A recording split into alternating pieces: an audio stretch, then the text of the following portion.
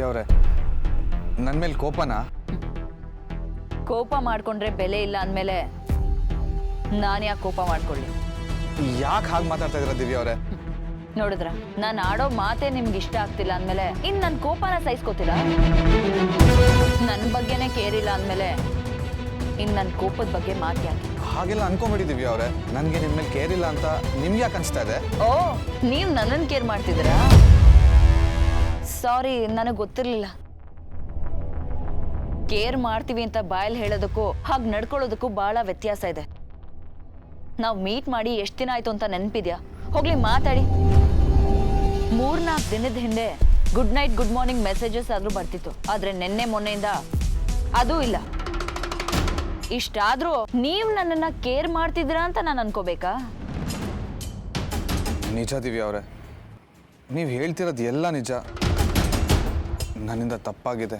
ಹಾಗಂತ ನಾನು ನಿಮ್ಮನ್ನ ನೆಗ್ಲೆಕ್ಟ್ ಮಾಡ್ತಾ ಇದ್ದೀನಿ ಅಂತನೋ ಅಥವಾ ನಿಮ್ಮ ಬಗ್ಗೆ ಕೇರ್ ಮಾಡಲ್ಲ ಅಂತನೋ ಅರ್ಥ ಅಲ್ಲ.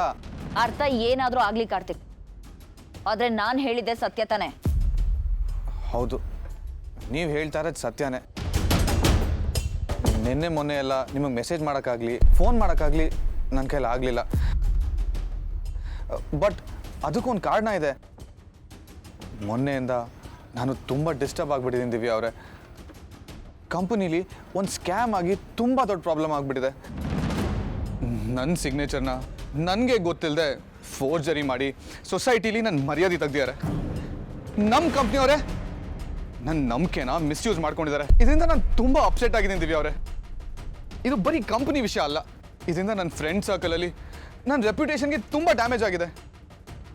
ನನ್ನ ಬೆಸ್ಟ್ ಫ್ರೆಂಡೇ ನನ್ನ ನಂಬದೇ ಇರೋಗಾಯ್ತು. ನನ್ನ ಫ್ರೆಂಡ್ಸ್ ಯಾರು ಅಂತ ನಿಮ್ಗೆ ಗೊತ್ತಾ? ಹೋಗ್ಲಿ ಬಿಡಿ. ಇದರಿಂದ ನನಗೂ ಅವ್ರಿಗೂ ಎಷ್ಟು ಮಿಸ್ಅಂಡರ್ಸ್ಟ್ಯಾಂಡಿಂಗ್ ಆಯ್ತು ಅಂತ ನಿಮ್ಗೆ ಗೊತ್ತಾ ದಿವ್ಯಾ ಅವರೇ?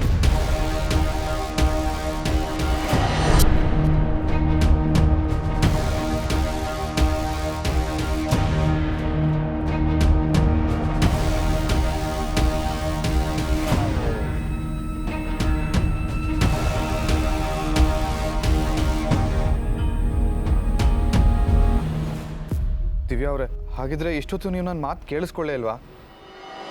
ಯಾಕೆ ಕೇಳಿಸ್ಕೋಬೇಕು? ಏನಕ್ಕೆ ಅಂತ ಕೇಳಿಸ್ಕೋಬೇಕು? ನನಗೆ ಕಾಲ್ ಮಾಡದೇ ಇರೋದಕ್ಕೆ ಕೊಡೋ ಸಿಲ್ಲಿ ರೀಸನ್ಸ್ನ ಕೇಳಿಸ್ಕೊಳ್ಳೋ ಅವಶ್ಯಕತೆ ನನಗಿಲ್ಲ. ದಿವ್ಯಾ ಅವರೇ, ಇದು ಸಿಲಿ ರೀಸನ್ಸ್ ಅಲ್ಲ. ನಮ್ಮ ಕಂಪ್ನಿಲಿ ನಡೀತಾ ಇರೋ ಮೇಜರ್ ಇಶ್ಯೂಸು. So what? ಅದಕ್ಕೂ ನನಗೂ ಯಾವ ಸಂಬಂಧನೂ ಇಲ್ಲ. ನಿಮ್ಮ ಆಫೀಸ್ ಪ್ರಾಬ್ಲಮ್ಸ್ನ ಕೇಳೋದಕ್ಕೆ ನಾನು ಇಲ್ಲಿಗೆ ಬಂದಿಲ್ಲ.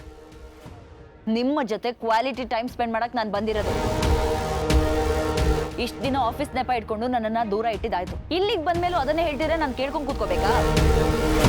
ಸಾರಿ, ನಾನು ಮಾತಾಡ್ತಾ ಇರೋದು ತುಂಬಾ ರೂಡ್ ಆಗಿರ್ಬೋದು, ಆದ್ರೆ ನನ್ನ ಮನ್ಸಲ್ಲಿರೋದನ್ನ ನೇರವಾಗಿ ಹೇಳ್ತಾ ಇದ್ದೀನಿ. ಕರೆಕ್ಟಾಗಿ ಕೇಳಿಸ್ಕೊಳ್ಳಿ. ನೋಡಿ, ನಿಮ್ಮ ಆಫೀಸಲ್ಲಿ ನಡೆಯೋ ಬೋರಿಂಗ್ ವಿಷಯನ ಕೇಳಕ್ಕೆ ನನಗೆ ಇಂಟ್ರೆಸ್ಟ್ ಇಲ್ಲ. ನನಗದು ಬೇಕಾಗೂ ಇಲ್ಲ. ನೀವು ಆಫೀಸಿಗೆ ಹೋಗ್ತೀರಾ, ದುಡಿತೀರಾ, ಅದರಿಂದ ನಮ್ಮ ಸಂಸಾರ ತುಂಬಾ ಲಕ್ಸುರಿಯಸ್ ಆಗಿ ನಡೆಯುತ್ತೆ. ಅಸಾಕ್ ನನಗೆ. ಅದನ್ನ ಬಿಟ್ಟು ಯಾವಾಗ್ಲೂ ಆಫೀಸ್ ಕತೆನೆ ಮಾತಾಡ್ತೀರಾ ಅಂದಮೇಲೆ ನಾನು ಯಾಕೆ ಬೇಕು? ಆದ್ರೆ ಆ ವಿಚಾರದಿಂದ ನನ್ಗೆ ಹರ್ಟ್ ಆಗಿದೆ ದಿವ್ಯಾ ಅವರೇ. ಪ್ಲೀಸ್ ಕಾರ್ತಿಕ್, ಮತ್ತೆ ಮತ್ತೆ ಅದೇ ವಿಷಯ ಹೇಳಿ ನಂಗೆ ಬೇಜಾರು ಮಾಡಬೇಡಿ. ನಿಮ್ಮ ಆಫೀಸಲ್ಲಿ ಆಗೋ ಪ್ರಾಬ್ಲಮ್ಸ್ನ ನನ್ನ ಹತ್ರ ಹೇಳ್ಕೊಂಡ್ರೆ ಅದಕ್ಕೆ ಯಾವ ಸೊಲ್ಯೂಷನ್ನು ಸಿಗಲ್ಲ. ಪ್ರಾಬ್ಲಮ್ ಎಲ್ಲ ಆಗಿದೆಯೋ ಅಲ್ಲೇ ಹೋಗಿ ಸೊಲ್ಯೂಷನ್ನ ಹುಡುಕಿ. ಅದನ್ನ ಬಿಟ್ಟು ಸುಮ್ಮನೆ ಯಾಕೆ ನನ್ನ ಮೂಡ್ನ ಹಾಳು ಮಾಡ್ತೀರಾ? ನಿಮ್ಮ ಪ್ರಾಬ್ಲಮ್ ಸಾಲ್ವ್ ಆದ್ಮೇಲೆ ನನಗೆ ಕಾಲ್ ಮಾಡಿ, ನಾನೇ ಬಂದು ಮೀಟ್ ಮಾಡ್ತೀನಿ. ಬಾಯ್. ದಿವ್ಯಾ ಅವರೇ, ದಿವ್ಯಾ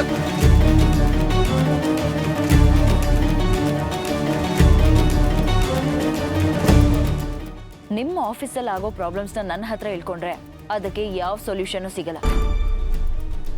ಪ್ರಾಬ್ಲಮ್ ಎಲ್ಲ ಆಗಿದೆಯೋ ಅಲ್ಲೇ ಹೋಗಿ ಸೊಲ್ಯೂಷನ್ನ ಹುಡುಕಿ.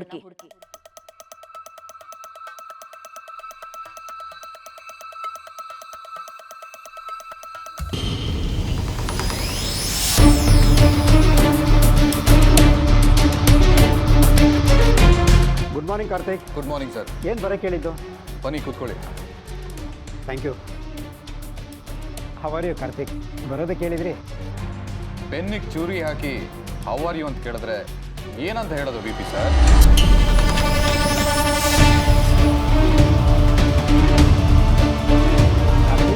ಏನು ಹೇಳ್ತಾ ಇದ್ದೀರಾ? ಯಾಕೆ ಇಷ್ಟೊಂದು ಕೋಪ ಮಾಡ್ಕೊಂಡಿದ್ದೀರಾ? ಯಾಕೆ ನಿಮಗೂ ಗೊತ್ತಿಲ್ವಾ ಏನಾಗಿದೆ ಅಂತ?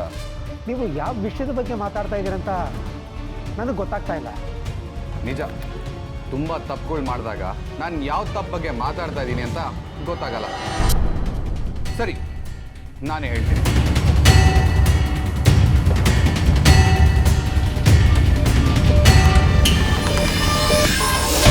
ಆ ರಾಜಾಹುಲಿ ಗಲೀಲಿ ನಮ್ಮ ಕನ್ಸ್ಟ್ರಕ್ಷನ್ ಪ್ರಾಜೆಕ್ಟು ಹೇಗೆ ಮುಂದುವರಿತು ಅದು ನನ್ನ ಗಮನಕ್ಕೆ ಬರ್ದೆ. ವಾಟ್?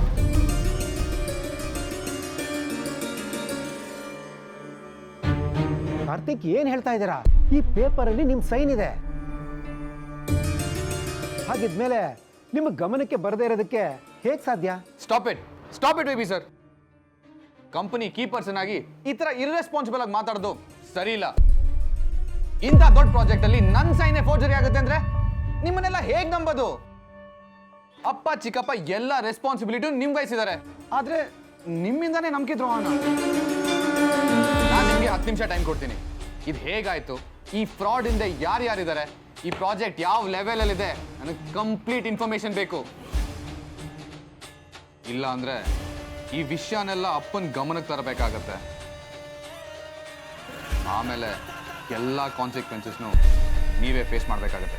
ಸಾರಿ ಕಾರ್ತಿಕ್, ನಾನು ಈಗಲೇ ವಿಚಾರ ಹೇಳ್ತೀನಿ.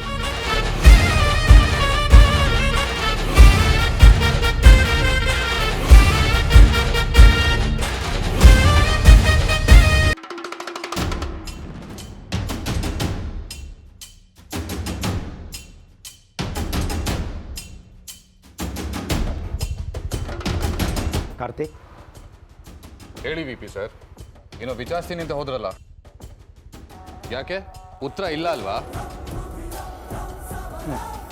ತಪ್ಪು ಮಾಡಿ ಸಿಕ್ಕಾಕೊಂಡ್ಮೇಲೆ ಮಾತು ಮರ್ತೋಗುತ್ತಲ್ವಾ?